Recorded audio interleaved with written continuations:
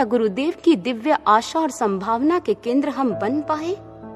अगर नहीं, तो समझ लो कि हम भी उन लोगों की श्रेणी में आ खड़े होते हैं जिन्होंने गुरुदेव से सारी उम्र लिया ही लिया, पर कभी देने और मिटने का विचार नहीं किया। ब्रह्म ज्ञान जैसा अनमोल धन पाकर भी हम इतना ऊपर नहीं उठ पाए जितना हमारे गुरुदेव हमें ऊपर उठाना चाहते हैं। एक बार किसी ने महाराज श्री से प्रश्न पूछा, गुरुदेव, मैंने ब्रह्म ज्ञान की दीक्षा ली हुई है, थोड़ी बहुत साधना सुमिरन करता हूँ, जानता हूँ पूर्ण ईमानदारी मेरे आध्यात्मिक कर्तव्य कर्म में नहीं है, पर फिर भी किसी परिस्थिति पर मैं सहजता से विजय क्यों नहीं प्राप्त कर पाता हूँ। महाराज जी ने उसके समक्ष एक दृष्टांत प्रस्तुत किया और श्री गुरुदेव ने कहा, जब तुम एक गेंद को ऊपर की ओर उछालते हो तो क्या होता है? वह लौटकर नीचे आ जाती है। तुम थोड़ी और शक्ति लगाकर उसे और अधिक ऊंचाई पर उछालते हो तो क्या होता है? तब भी वह ऊंचाई को छूकर नीचे लौट आती है। पर अगर तुम और अतिरिक्त बल लगाकर और अतिरिक्त सामर्थ्य के अनुसार इसे ऊपर फेंकोगे तो जब गेंद पूरे वेग से ऊपर उछाली जाएगी तो वो नीचे नहीं आएगी, वह पृथ्वी के गुरुत्वाकर्षण बल की परिधि के भी परे चली जाएगी।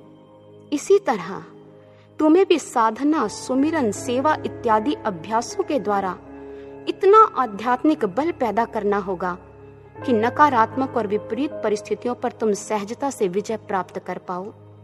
साधना, सुमिरन जैसे आध्यात्मिक कर्तव्य कर्म को पूरी ईमानदारी से करो पुत्र।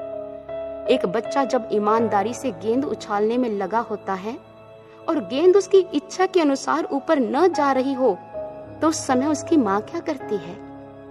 बड़ी सहजता से अपने बच्चे के पास आकर उसे गोद में उठा लेती है और सहज ही उसे वह ऊंचाई देती है जिस ऊंचाई की बच्चे को जरूरत होती है।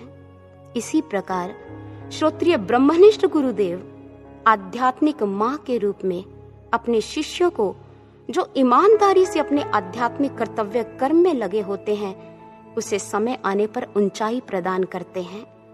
इसी शक्ति के द्वारा शिष्य नकारात्मकता की जंजीर को काटकर सकारात्मक विचारों रूपी पंखों को प्राप्त करता है और हमेशा आनंद के असीम गगन में स्वतंत्र उड़ान भरता है।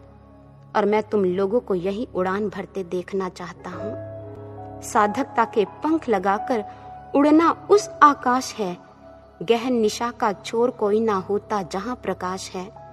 देखकर विश्वास तुम्हारा मंजिलें करीब आएंगी, गुरु कृपा के कवच को तपन छू नहीं पाएगी, गुरु कृपा के कवच को तपन छू नहीं पाएगी।